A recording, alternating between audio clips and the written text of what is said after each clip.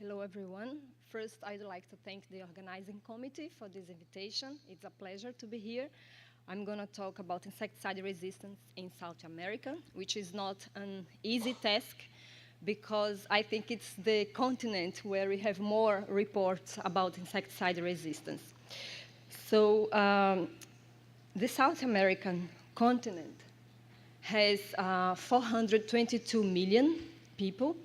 I think it's about only 6% of the world population, but it's the most affected continent by this triple epidemic, Zika, dengue, and chikungunya. So we have 12 countries and some dependencies, like the French Guiana, a part of France, British Island, the Falkland Islands, the ABC Islands, and maybe Trinidad, Tobago, and Panama can also be considered from South America. So here in, Chile and Uruguay, they are free of local transmission of dengue cases, and the south part of Argentina as well. Only in the north, they have some cases of dengue cases and Zika as well. And Brazil accounts about 80% of the whole dengue cases in the continent. So most of the cases are in Brazil. And, this is the timeline of Aedes aegypti control in Brazil, and I can say that most South American countries, they have the same model of vector control. So we had a huge vector control campaign against Aedes aegypti carried out by PAHU, the Pan American Health Organization, from 1915 to 1917, and we had 2 cases of eradication here in 1958 and 1973 using DDT. But the remaining population, they were highly resistant to DDT, so we're going to talk about that later. And here are the organizations of the vector control program. In 1996, we had this plan for eradication of Aedes aegypti, but now we know that it's not possible. We've changed it many times, and now we have the PNCD, it's National Plan for Dengue Control in the country.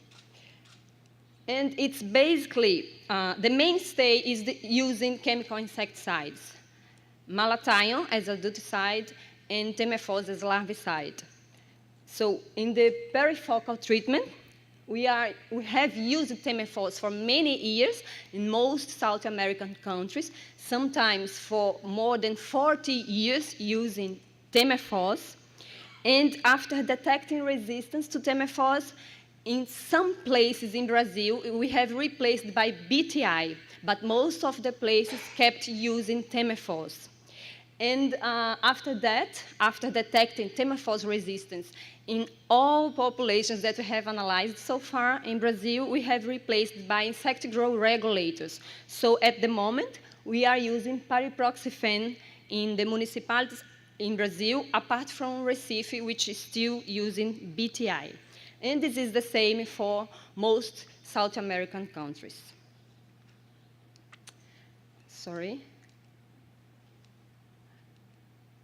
So for the perifocal treatment, we are using malathion and, more recently, pyrethroids,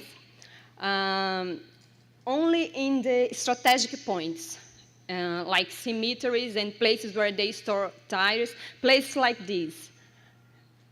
Okay? And malathion has been replaced by pyrethroid in 1999, but we have detected resistance in almost all populations. So the resistance to pyrethroid has been associated to cross-resistance because of the intense use of DDT in most places. In the space spray, we also use or malathion or pyrethroids. I believe that now we are using in most places pyrethroid, and which is leading to resistance as well.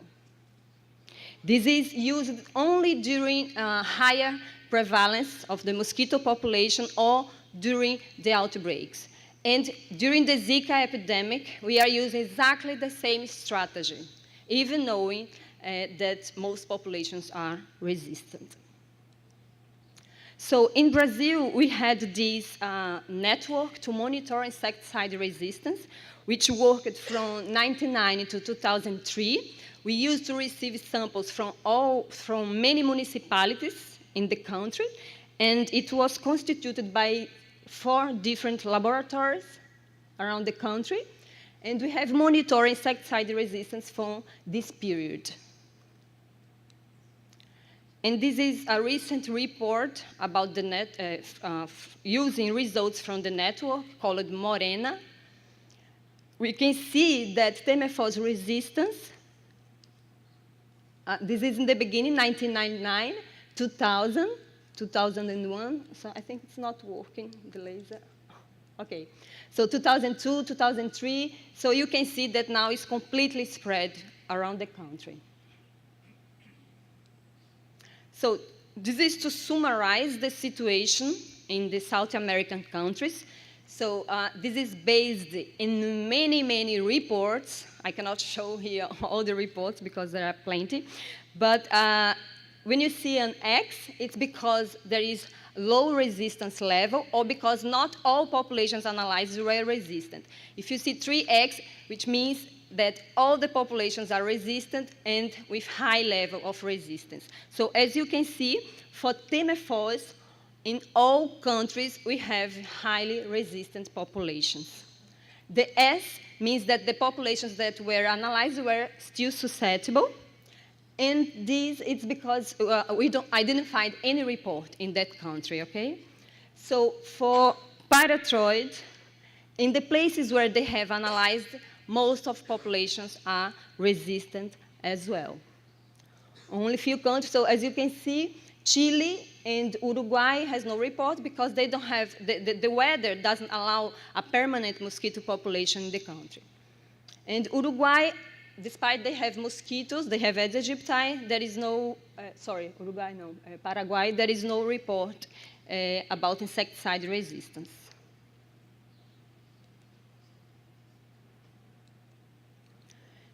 And in the last decades, despite the increased amount of insecticide used to control Aedes aegypti, we still have an increasing number of dengue cases, which means that the strategies we are using, it's not working. And it's the same for Zika. So in green is the consumption of Temephos. Brazil is #1 in the world in consumption of pesticides, and in red, the number of dengue cases. And this is just to show that the number of dengue cases is still increasing every year in Brazil and maybe in most South American countries. So we really need different strategies to change this situation. I think this is the last one. Thank you.